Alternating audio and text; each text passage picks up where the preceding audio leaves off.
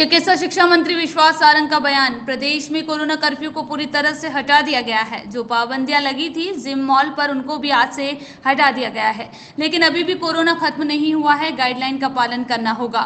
Nurse हड़ताल पर कहा, अधिकारियों को निर्देश दिया है, सब ठीक हो जाएगा। सीएम जुलाई में महा वैक्सीनेशन अभियान चलाएंगे। इस अभियान में सीएम 3 दिन प्रदेश में घूमेंगे। इस अभियान में मंत्री, सांसद, विधायक शामिल होंगे।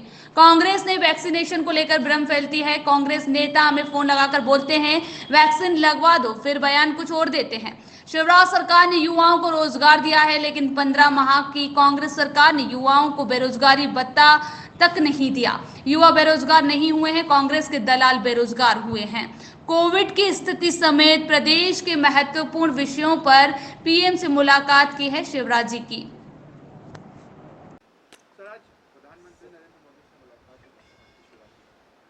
आज माननीय मुख्यमंत्री जी की हमारे देश के यशस्वी प्रधानमंत्री नरेंद्र मोदी जी से मुलाकात है और निश्चित रूप से इस देश में नरेंद्र मोदी जी ने फेडरल सिस्टम को बहुत मजबूत किया है।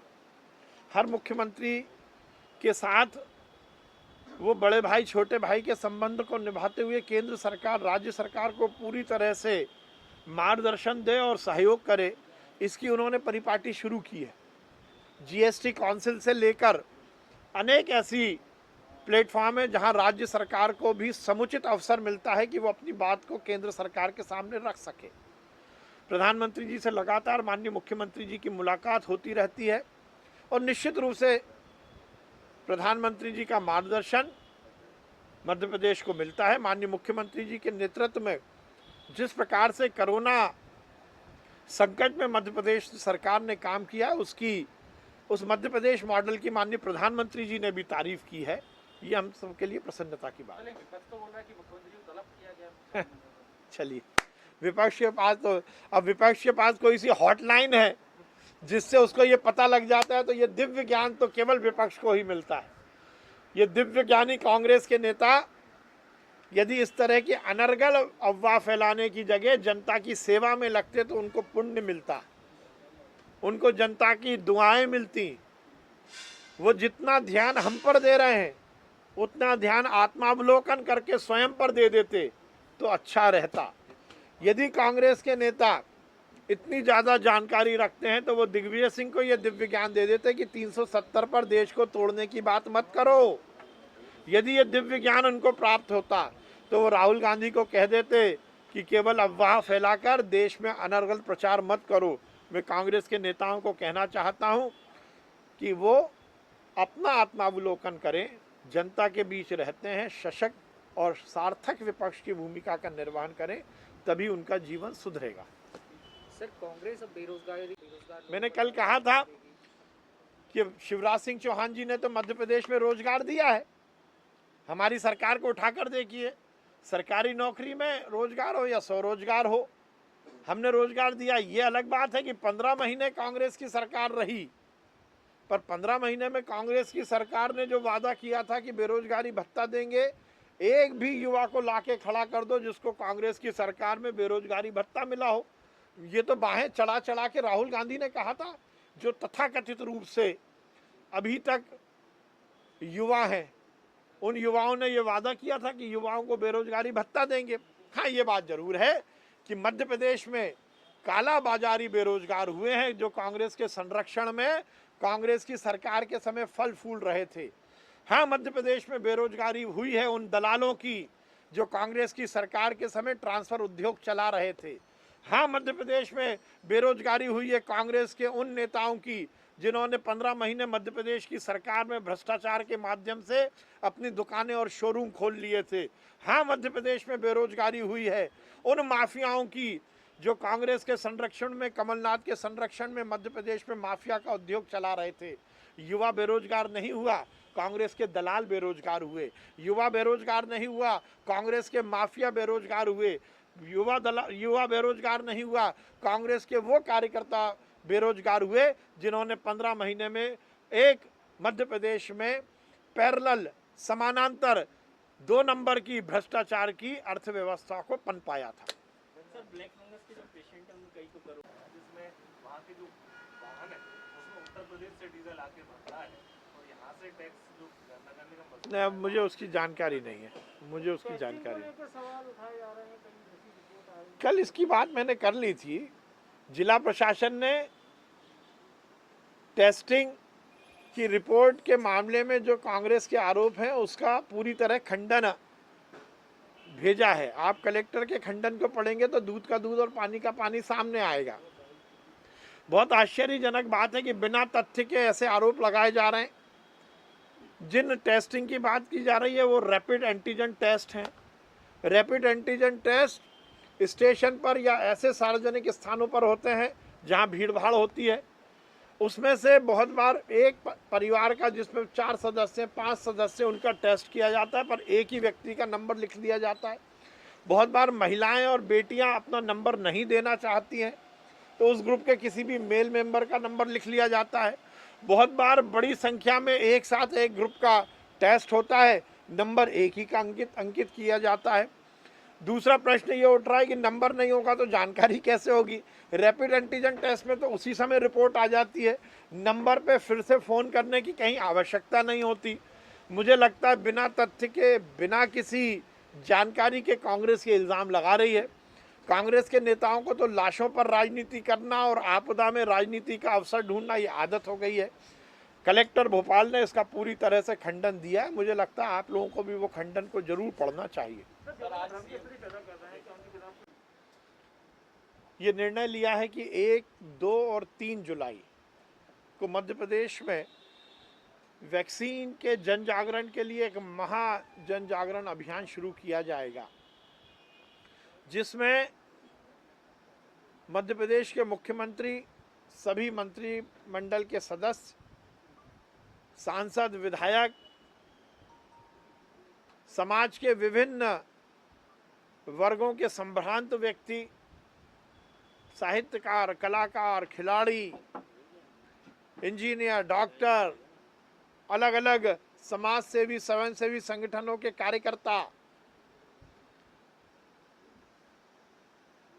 3 दिनों तक निकलेंगे और जनता से अपील करेंगे कि सभी वैक्सीन लगवाएं। वैक्सीन इस कोरोना की लड़ाई का सबसे कारगर और सबसे महत्वपूर्ण हथियार है। और माननीय मुख्यमंत्री जी का ये सोचना है कि मध्य प्रदेश को हम 100% वैक्सीनेटेड कर देंगे, जिसमें हम 3rd वेव को रोक सकें। और एक बड़ा जन जागरण अभियान होगा जिसमें माननीय मुख्यमंत्री जी भी 3 दिन तक प्रदेश के अलग अलग हिस्सों में लोगों को जन जागरण करने के लिए निकलेंगे। हम भी निकलेंगे, अधिकारी भी निकलेंगे, सभी विधायक, सांसद, सभी जनप्रतिनिधि निकलेंगे। बल्कि हम समाज के वो विशिष्ट लोग जो कि समाज में जिनकी आवाज़ को लोग सुनते हैं, जिनका अनुसरण करते हैं, उनको भी इस अभियान से जोड़ेंगे। मंत्री जी, जिस तरह से नर्सिंग होम्स वगैरह की बातें निकल के आई, सर आज से अनलॉक 2 की प्रक्रिया चालू हो चुकी है। देखिए, अब मध्य प्रदेश में लगभग कोरोना कर्फ्यू को पूरी तरह से विड्रॉ कर लिया गया है। कुछ सेगमेंट छूटे थे वो भी आज से शुरू हो रहे हैं, जैसे मॉल, जिम। अब रेस्टोरेंट में भी आधी कैपेसिटी पर डाइनिंग बिठाकर भी भोजन कराने की छूट दी गई है।